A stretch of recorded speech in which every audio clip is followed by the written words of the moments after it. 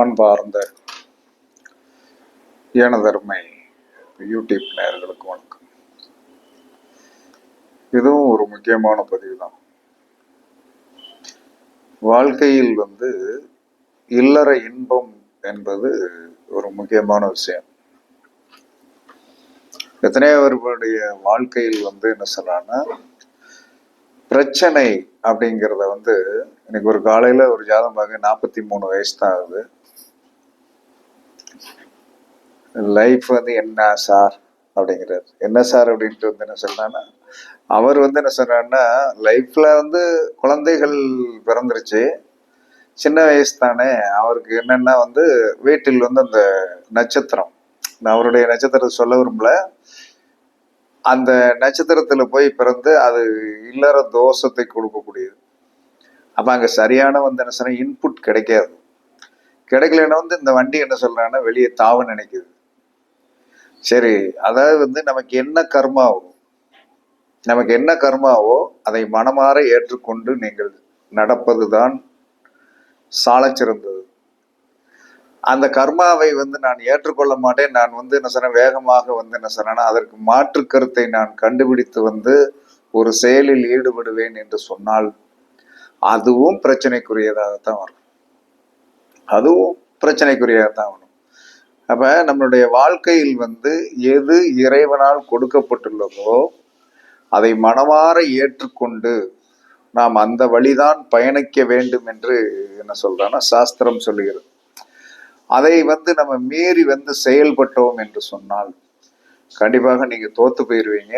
அதனால உங்களுக்கு என்ன கர்மா ஒதுக்கப்பட்டுள்ளதோ அந்த கர்மாவை மானசீகமாக ஏற்றுக்கொள்ளுங்கள். அதுதான் வாழ்க்கையுடைய தத்துவம். அதை விடுத்து சொன்னா உங்களுக்கு கிடைக்க வேண்டியது உங்களுடைய ஜாதக ரீதியாக கண்டிப்பா கிடைக்கும்.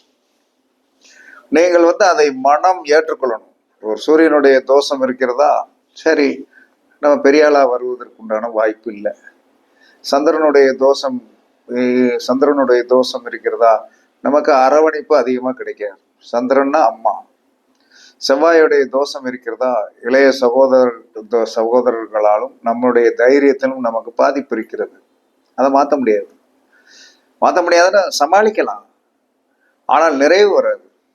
புதனுடைய தோஷம் இருக்கிறதா, என்னதான் நீ அறிவாளியாக இருந்தாலும் கடைசியில் உன்னுடைய கல்வி உனக்கு மதிப்பு கொடுக்காது. குருவோடைய சாபம் இருக்குதா, பிள்ளைகளுடைய கர்மாக்களை நீங்கள் ஏற்றுத்தான் ஆக வேண்டும். பிள்ளைகள் உங்களுக்கு எதிர்ப்பு திசையில் இருப்பாங்க. அதை நீங்கள் தெரிந்து கொண்டு அவர்களிடம் போய் என்ன சொன்னா அட்ஜஸ்ட் பண்ணி போய்கிட்டே இருக்கணும். நல்லா படிக்க வச்சிருப்பீங்க, எல்லாம் செஞ்சிருப்பீங்க. பட் அது கடைசியில் என்ன சொன்னா அவங்களுடைய சூழ்நிலைகளை உங்களை பெருசா மதிக்கிறதுக்குண்டான சூழ்நிலைகள் வராது. சுக்கரனுடைய தோஷம் இருக்குதுன்னா வீட்டுல என்ன சோறு போடுறாங்களோ அதை சாப்பிடுது, என்ன கொடுக்காங்களோ அதை வாங்கிக்கிடுங்க. அதான் அவங்களுடைய வாழ்க்கை. அதை விடுத்து என்ன சொல்றான்னா, இல்லை நீங்க பெரிய எதிர்பார்க்க கூடாது. அதே சமயத்துல என்ன சொல்றான்னா சனியோடைய தோஷம் இருக்கிறதா, எவ்வளவுதான் நீங்க பெரிய கெட்டிக்காரனா இருந்தாலும் தொழில என்ன சொன்னா உங்களுக்கு பெரிய ஒரு பாதிப்பு உண்டு. ஒருத்தன் குறை சொல்லுவான், அதை நீங்க ஏதத்தான் ஆகணும். ராகுடைய தோஷம் இருக்கிறதா, போக தோஷம்ட்டான். போக தோஷம்னா இல்லற வாழ்க்கையில் போக தோஷம். நீ பெருசா என்ன சொல்றான்னா ரொம்ப ஸ்வீட்டு சாப்பிட்டாலும் ஆபத்து, ஸ்வீட்டே இல்லாமல் இருந்தாலும் ஆபத்து. நடுநிலைமையாக இருந்து நமக்கு ராகுவோடைய தோஷம்னா பிரம்மாண்டத்தை சிந்திக்காதே. இல்லையா, எனக்கு ராகுவோடைய ஆதிபத்தியத்துல தோஷம் இருக்கிறதுனால கேதுவோடைய ஆதிபத்தியத்துக்கோ ராகு கொஞ்ச நாள் கண் பார்ப்பாரு. என்ன நம்ம பக்கத்துல வரமாட்டேங்க, அந்த பக்கத்துல எதிராளி அவருக்கு ராகுக்கு எதிராளி யாருன்னா கேதுதான், முடக்கத்தை கொடுத்துருவார். அதனால எல்லா மனிதனுமே எதை கிடைக்கிறதோ அதை பெற்றுக்கொள்ளுங்கள். அதுதான் வாழ்க்கையுடைய தத்துவம். இதுல நான் இன்னைக்கு சொல்ல போற விஷயம் ஒன்று அழகான விஷயம். மனித வாழ்க்கையில் ஒரு குறிப்பிட்ட நட்சத்திரங்களுக்கு வாழ்க்கையை பார்த்து இணைக்கணும்.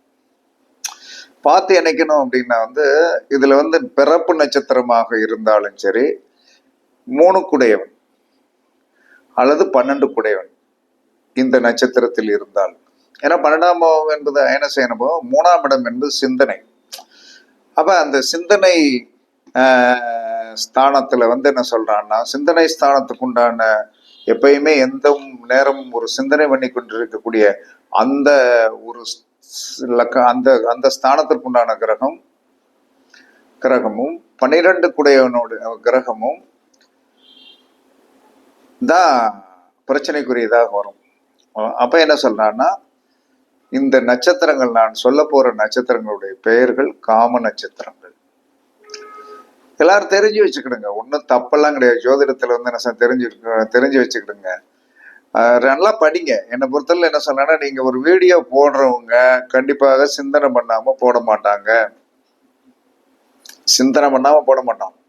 கண்டிப்பாக ஒரு நாளைக்கு ஒரு என் கூட தர்க்கத்திற்கு வந்தால் அதை எதிர்கொள்வதற்கு தயாரா இருப்பேன். ஆனா போன் நம்பர் போடணும், எங்க இருந்து பேசுறேன்னு சொல்லணும், தர்க்கத்துக்கு நான் ரெடி ஆயிருவேன்.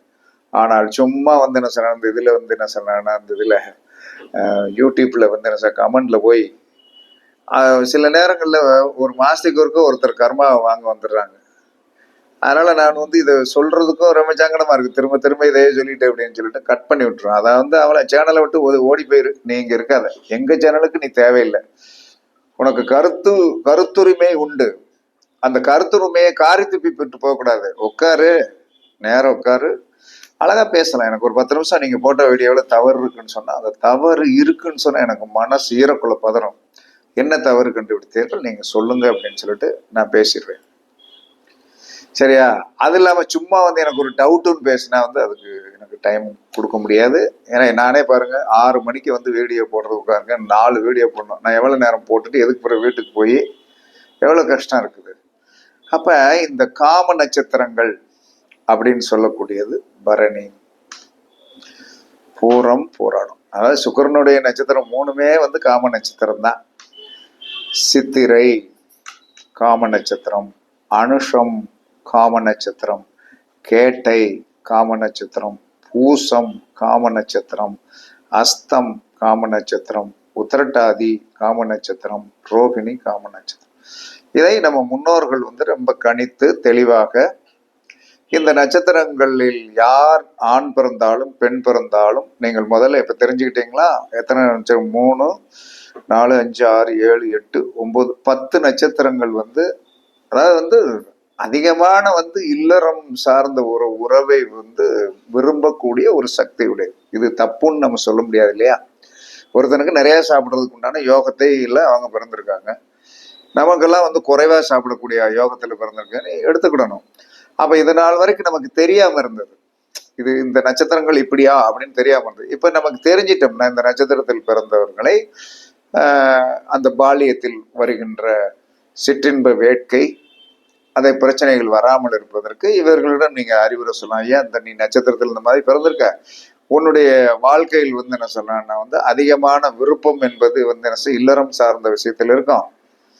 பெண்ணாக இருந்தால் என்ன சீக்கிரம் கல்யாணம் பண்ணி கொடுக்கலாம், ஆணாக இருந்தால் சீக்கிரம் வேலையை வாங்கி வந்து கல்யாணத்தை முடிச்சு வச்சிடலாம், 2, 3 பிள்ளைய பிறப்பா, ரைட் ஓகே அப்படின்னா அந்த பிள்ளைகளை பார்த்து என்ன சொன்னான்னா மனம் மாறும்.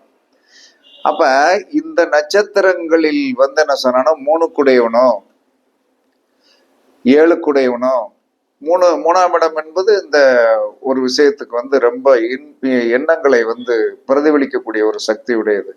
அதற்கடுத்து என்ன சொல்றான்னா 12ஆம் இடம். 12ஆம் இடத்திற்கு உண்டான கிரகம் இந்த நட்சத்திரங்களில் உட்கார்ந்து விட்டால் அவருக்கு இந்த வேட்கை அதிகமாக இருக்கும்.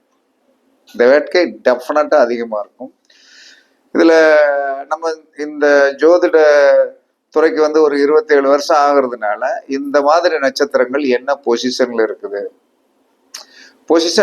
அப்படிங்கிறத வந்து நம்ம ரிசர்ச் பண்ணி பார்த்து, அதற்கு பிறகு வந்து இதை நம்ம வீடியோவை போடும்போது கண்டிப்பாக இந்த நபர்கள் என்ன பொசிஷன்ல இருக்கிறார்கள், இந்த வேட்கை இதெல்லாம் வந்து என்ன சார், ஒரு சில பேர் ஹோட்டல்ல போய் பாருங்க, நல்ல நிதானமா உட்காந்து சாப்பிடுவாங்க, நல்லா சாப்பிடுவாங்க. அது எப்படி தப்புன்னு சொல்ல முடியும்? நமக்கு வந்து இவ்வளவு சோறு வச்சுட்டு 3ஆவது தடவை சோறு ஒண்ணு வேண்டாம்பா அப்படிங்கிற கேட்கிற அளவுக்கு நமக்கு அமைப்பு இருக்கிறது. மற்றவர்களுக்கு அப்படி இருப்பதை, ஒருத்தருக்கு வந்து நிறைவாக சாப்பிட்டு நிறைவாக சந்தோஷத்தை அனுபவிக்கின்ற யோகம் இருந்தால் அவர்களுக்கு கடவுள் கொடுத்த வந்து ஒரு அற்புத பொக்கிஷம் தான் நம்ம நினைக்கிறோமே தவிர, ஒருத்தருடைய குறையை பார்த்து நாம் வந்து விமர்சனம் பண்ணக்கூடாது, ஒருத்தருடைய நிறையை பார்த்து பொறாமைப்படக்கூடாது. இந்த மாதிரி ஒரு எண்ணங்கள் உங்களுக்கு வந்துவிட்டது என்று சொன்னால் நீங்கள் வாழ்க்கையில் வந்து சிறப்பாக இருப்பீர்கள். அப்ப காம நட்சத்திரங்கள் என்பது இதுதான். அப்ப பெண் குழந்தைகளோ ஆண் குழந்தைகளோ இந்த மாதிரி பிறந்து விட்டது, இந்த மாதிரி இருக்குதுன்னா நீங்க வந்து இது கூச்சப்பட வேண்டியது இல்லை. இதற்கு என்ன தோஷம்னா ரதிமன்மதனுடைய தோஷம், ரதிமன்மதனுடைய தோஷம்.